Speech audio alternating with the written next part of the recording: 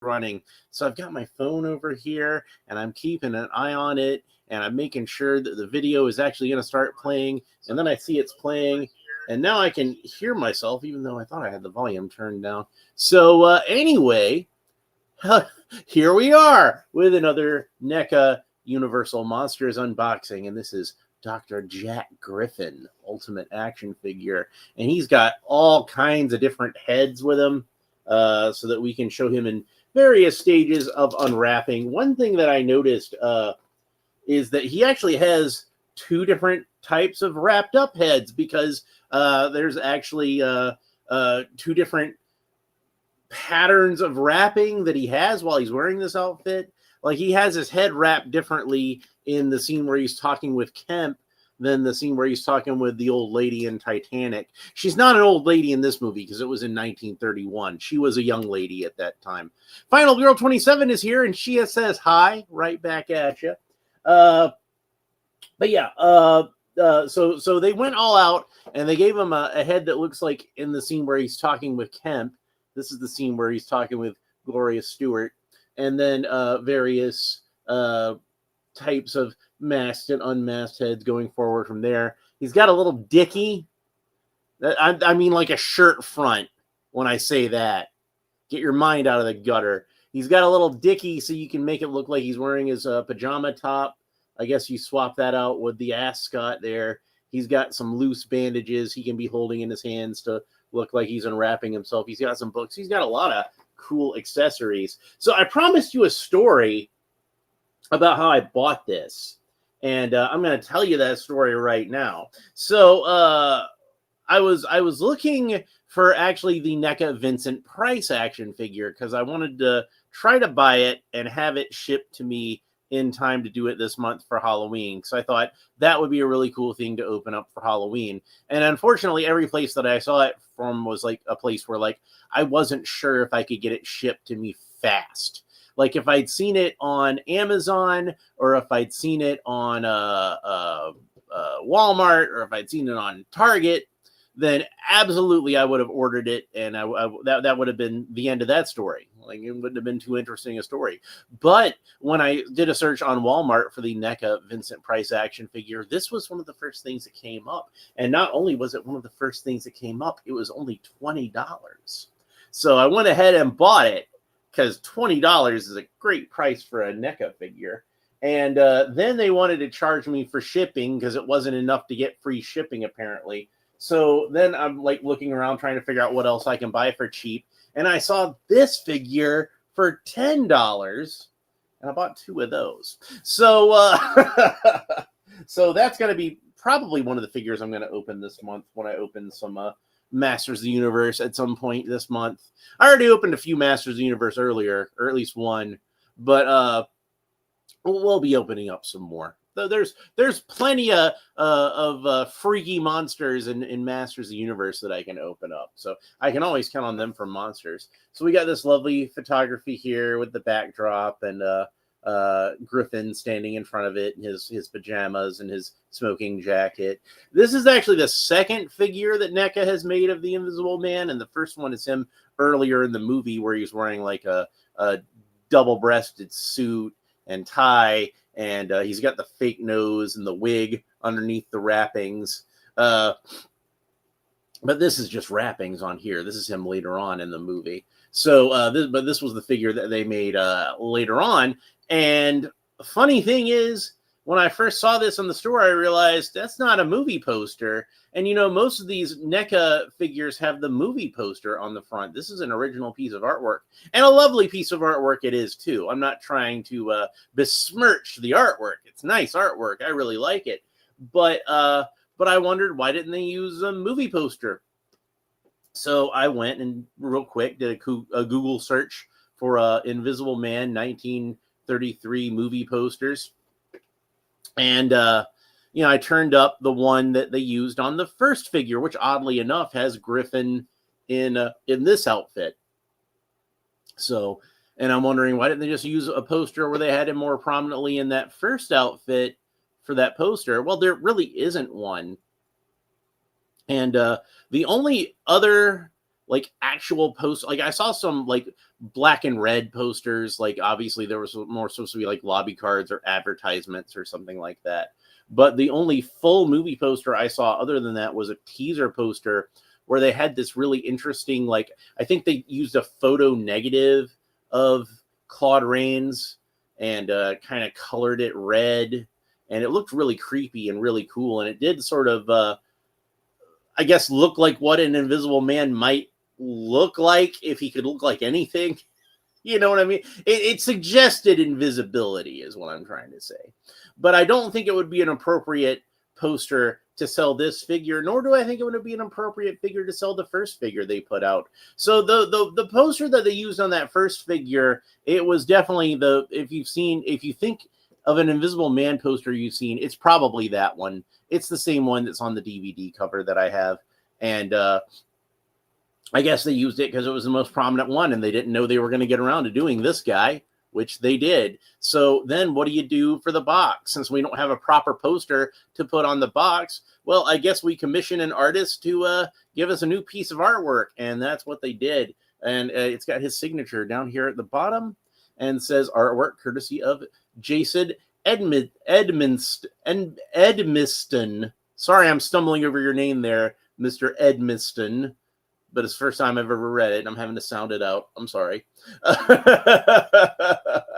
But kudos to you for giving us such a lovely piece of artwork. All right, so let's go ahead and open it up. And we can see that he's in this almost kind of greenhouse-looking room with this big window that he talks with Gloria Stewart in this room in the movie. And that's like kind of a running motif over this whole box. It's on the artwork on the front. You can see it's the background on the back. It's the background on the sides of the box.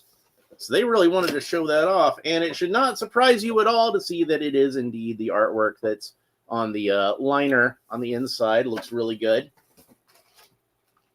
And here is our Invisible Man out of the package so we can get a good look at what he looks like. You know what I mean. So anyway, let's go ahead and get him out. I'm going to snip these little rubber tabs around his ankles, little rubber tabs around his wrists, little rubber tabs around his elbows. Why does he need so many little rubber tabs? You would think the elbows or the wrists alone would be sufficient, but they still had to do both of them. And last time they were sneaky with me with a rubber tab around his waist. So I'm looking for it this time.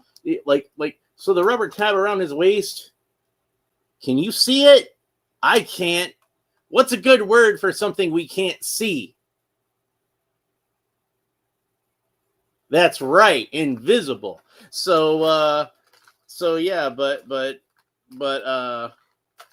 don't know. Maybe I did get it. Maybe that's just the rubber tab from something else because it doesn't look like it's on the back anymore. So, but on Imhotep, on Ardath Bey, there definitely was that rubber tab holding him in, and that's why I wound up, snapping the figure in half, broke the mummy in twain. So, anyway, here he is, Dr. Jack Griffin, out of the package. And man, what a good casting that was with Claude Rains, who was not like a huge star at the time, but he had such a great voice, such a distinctive voice. And if you heard that voice without even seeing the person who was talking, you knew that was Dr. Jack Griffin. So I'm probably eventually going to get both of the Invisible Man figures. I'm probably going to get the other one later. I might get the glow in the dark version. I haven't decided yet, but I was kind of split on which one I wanted to get first, and because I like them both, and I was kind of leaning towards this one anyway. But when I saw him on sale on the Target website for $20, well, that decision was made for me then, wasn't it? All right, so there's a little blister holding this inside like there usually is. It's taped like it usually is. Man, I got spoiled opening up Frankenstein where it wasn't taped. Now I've got to cut through all this tape. Come on. There we go. I should have got it. I guess it's still a little bit attached. We got it off. All right, so let's talk about some of these accessories, because there are, like I said, a lot of accessories. There's a... Damn it.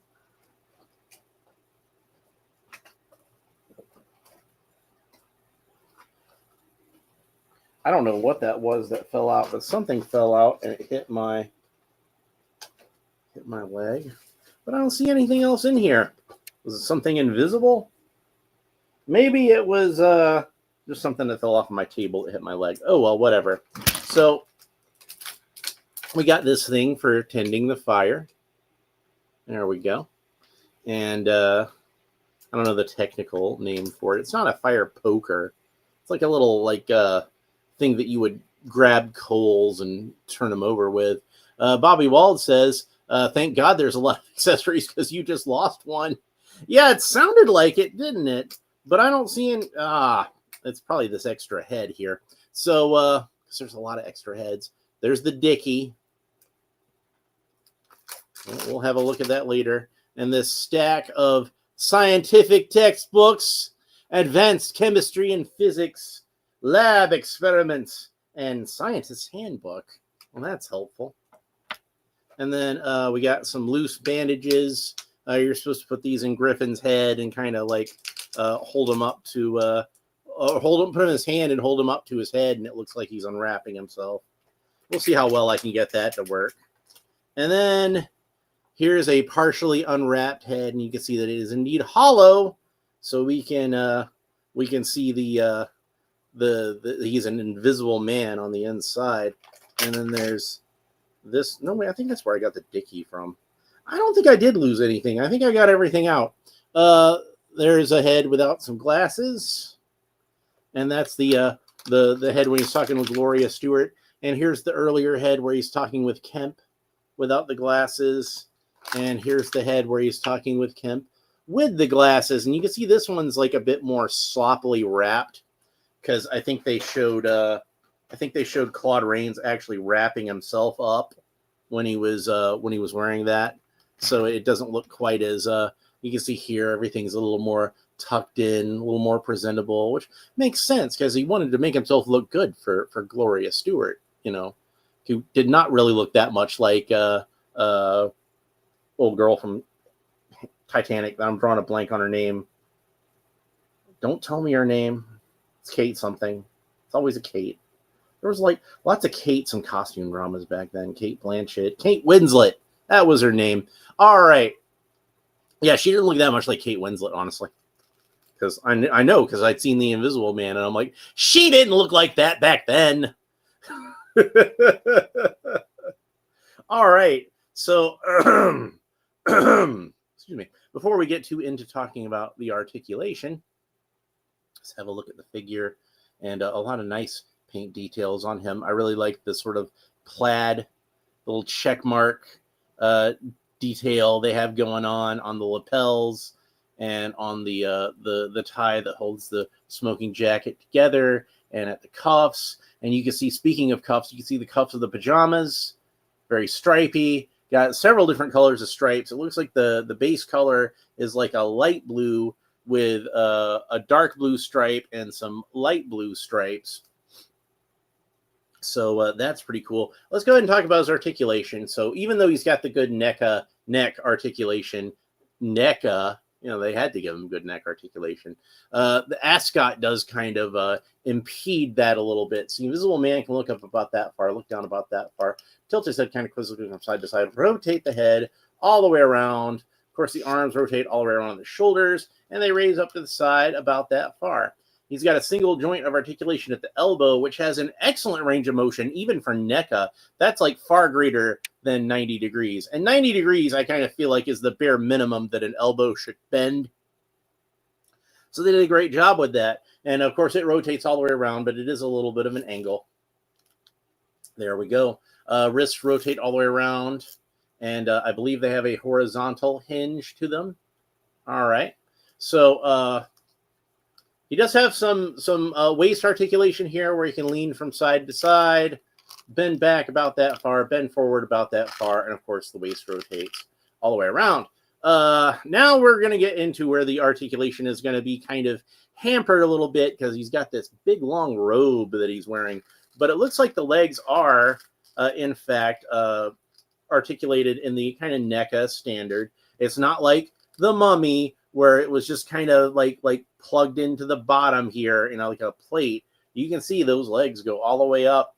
And yeah, I'm giving you an upskirt shot of the Invisible Man. But don't worry, he's wearing pajama bottoms. And even if he wasn't, you wouldn't see anything anyway because he's invisible. This guy's naked through most of the movie. This guy's running around naked in the snow. And if I remember correctly, that's what actually kills him in the book, is that he dies of exposure because he's running around outside in the snow,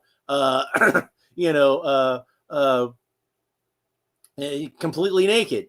So yeah, that's not going to be conductive for your health, my guy. Bobby Wald says it looks kind of like the Mummy impersonating Hugh Hefner, or Hugh Hefner impersonating the Mummy. But honestly, this was kind of like this was kind of the outfit that a gentleman would wear to relax at his home back in the old days, with the smoking jacket and the ascot.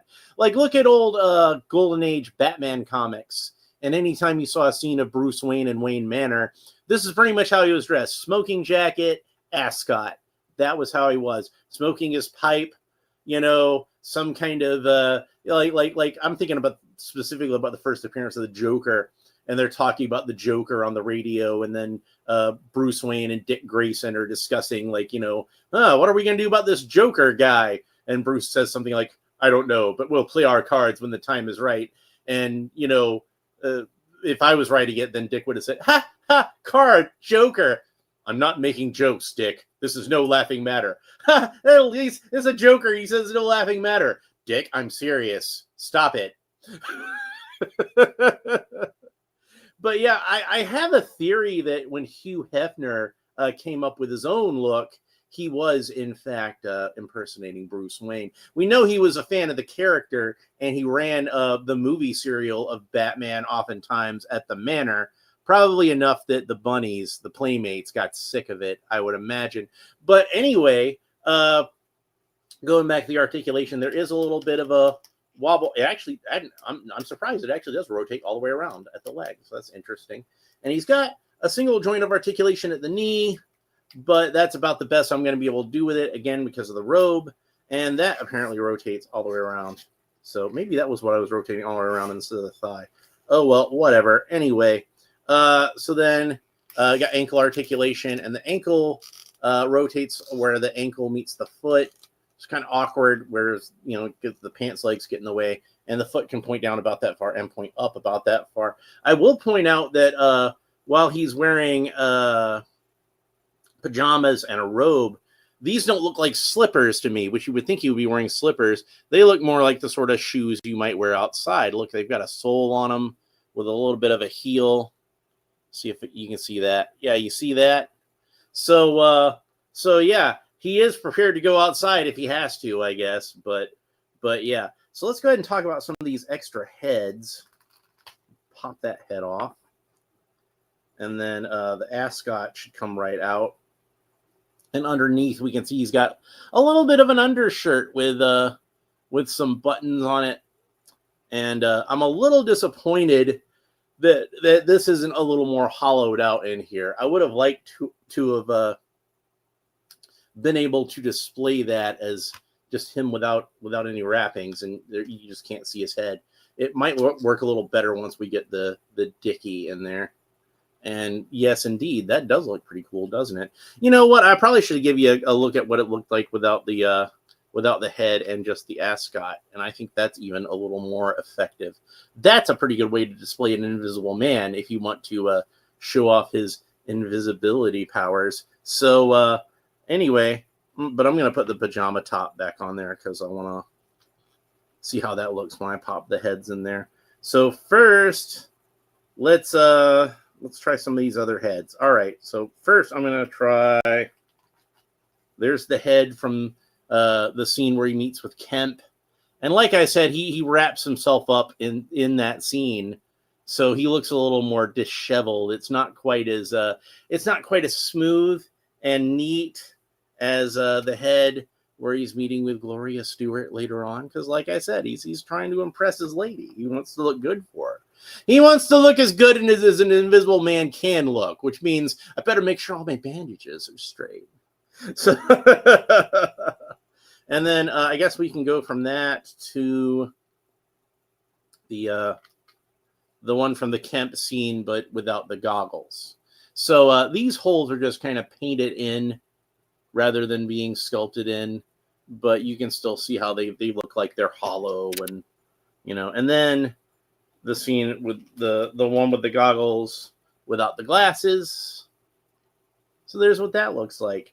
And last but surely not least, we have the one that's in the process of being wrapped up or unwrapped, or however you want to look at it.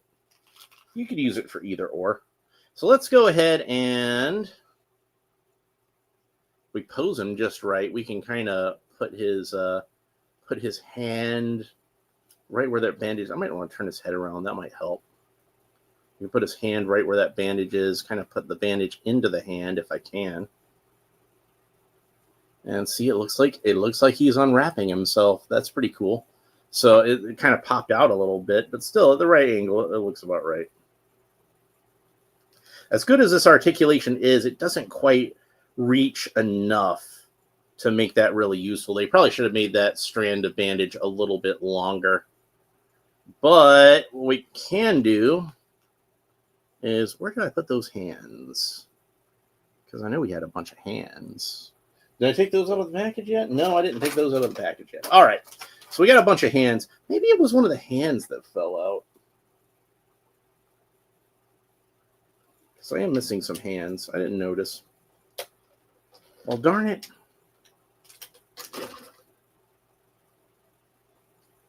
So we got a pointing hand. And we got a solid fist hand. So you can be punching jabronis. And then we got this, which I think is made to hold the poker. So I'm guessing that was what clattered to the ground there that I didn't notice, because all the hands looked like they were in there. So I'm guessing I lost some hands. I did knock over Triclops' head. So maybe that was the hard thing that hit the floor, because those hands, I think, would have been a little too light.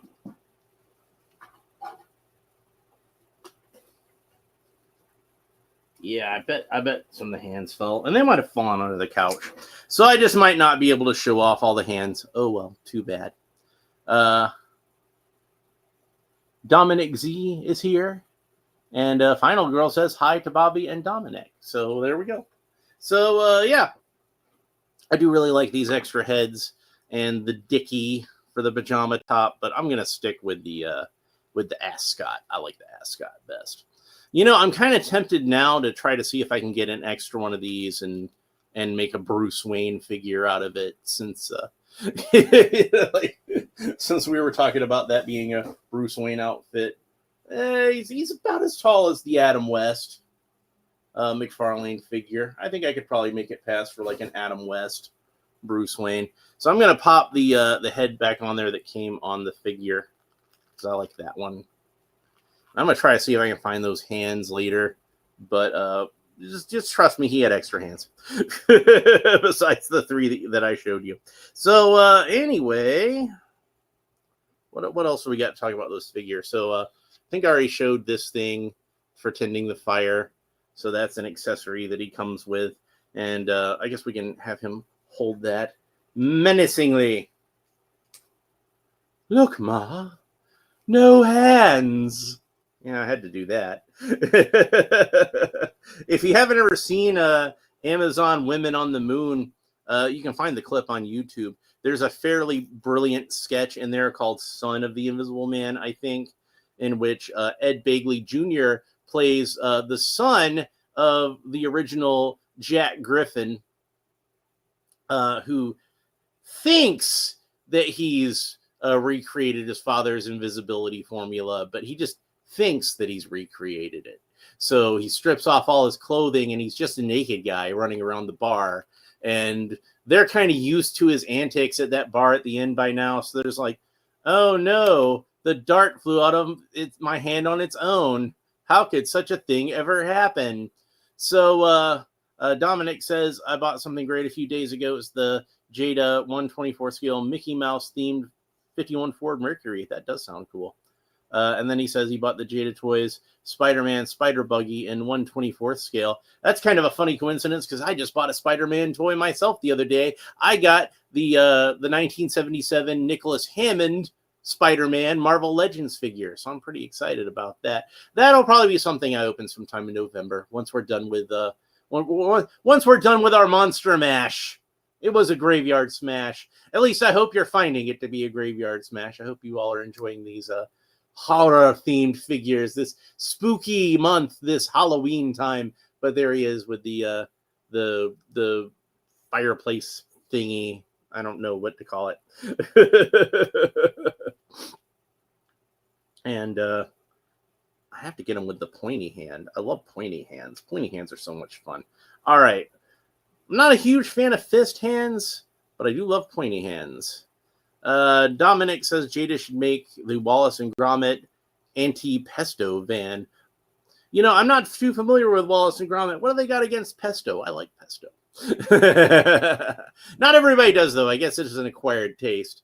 So there he is, pointing at you.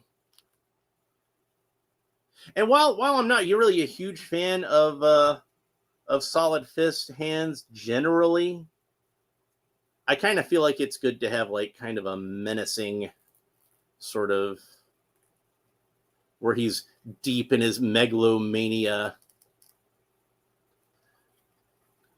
That works pretty well, doesn't it?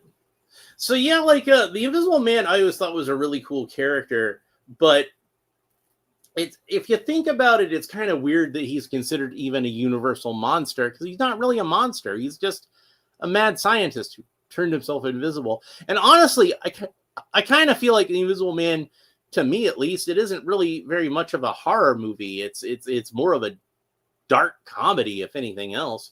Maybe they found it a lot scarier in the 1930s. I don't know, but for me, I always thought it was a funny movie. Like I love it.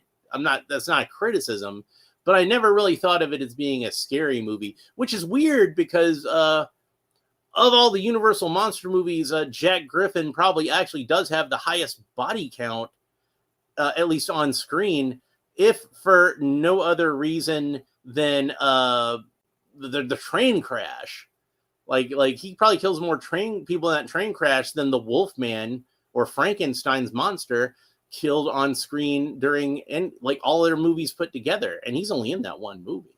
And if we don't count Dracula's time as Vlad the Impaler, the same carries through to him. Now, granted, I'm sure when he was Vlad the Impaler, like Bela was killing all kinds of people, and I'll have more to say about Bela as Vlad the Impaler at a future date. That is indeed a tease for something that's coming, but I'm not going to say what it is yet. But Dracula is my favorite of the Universal monsters, and like my favorite, my second favorite character of all time, after Batman. So of course I'm going to have plenty of Dracula to open up. But the next thing I'm going to open up, we'll probably do Nosferatu after that. We'll probably do Nosferatu after this. The next thing I've got to open up for you is another NECA figure. It's Beetlejuice. This is one that I got. I think this is one that they were selling for cheap around Halloween time last year, or around the time that the second Beetlejuice movie came out. I think they were supposed to cash in on that, but it wound up getting marked down. It was originally $24.96, and then it got marked down to $10. So I'm guessing this was indeed a seasonal item, and I picked it up last year. And one of the things I was thinking I could do with this when I picked it up is, hey, I can use this as something to open up during October for Halloween time. And here we are, it's Halloween time. And I remembered in the stream yesterday, I remembered, oh yeah, I still got that Beetlejuice figure I can open up. So Beetlejuice is probably going to be the next one that we're going to open up. And then I'll probably open up Nosferatu after that. I haven't really opened up that many Dracula figures this month, mainly because I've opened up all the Dracula figures almost, but we do have a few more that I can still open. Huh? Huh? Final Girl says, I think that at the time it was probably scary because it was new technology being used in some ways. So maybe less scary and more awe-inspiring, but I get your point. It was definitely considered a horror movie at the time. That was the thing that James Whale was most known for at that time. And of course, he wound up broadening his reputation later on, and did lots of other types of movies besides just horror movies. But he did cut his teeth on, Frankenstein and all that kind of stuff. The Old Dark House, and he had Bride of Frankenstein, and of course the Invisible Man. And like I said, I love the Invisible Man, but maybe I was just sick and twisted as a kid too. Is the thing is, I never really like. I could see how Frankenstein would be scary or how Dracula would be scary, but the Invisible Man I thought was just hilarious. I love the Invisible Man, but I thought he was more funny than anything else. This is how how it was. Oh, I forgot some of the parts to put back in there, and I'll have to try to find those hands later. I'm pretty sure they got knocked under the couch. I'm pretty sure that's what happened to those. Sorry about that, folks. I forgot to put the dicky and this thing in there. But I'll try to get as many parts in there as possible. And then I'm about to go ahead and take the picture for the thumbnail. But that's it for our NECA Universal Monsters. That's all the NECA Universal Monsters that I have to open up. And maybe next year I'll have some more stuff to open up. I'll probably have some more stuff coming up for Universal Monsters soon, and I won't wait till next Halloween to open them up, because I know I've got those that I've got pre-ordered from NECA with the, I forgot to put this in there. I've got a bunch pre-ordered from NECA because I've got those 4 that are based on the old Imperial monster toys from the late 80s, and I've got the Bride of Frankenstein 2-pack with the bride and the creature. Got those on the way. So I was hoping maybe, possibly, they might show up in October, but we're already on October 16th, and I haven't seen any signs that that's going to happen. And it is the sort of thing where, it says first quarter of 2026, but I was hoping just maybe it might show up early, but it does not look like it. Dominic Z says Jada even made a radio-controlled Lightning McQueen. Well, that's pretty cool. Final Girl says bye to all, so bye to her. See you next time. But that's pretty much it for the Invisible Man, and you won't see him next time because you won't see him at all because he is invisible and he could be anywhere. So, and again, I just want to give a shout out to Claude Rains, the man who brought the Invisible Man to life, who has such a great voice. And it was so distinctive to hear him talking in that movie, and went on to have a pretty awesome career. This wasn't the only Universal Monster movie he was in. He also played Sir John Talbot in The Wolfman, and he played the Phantom of the Opera, kind of.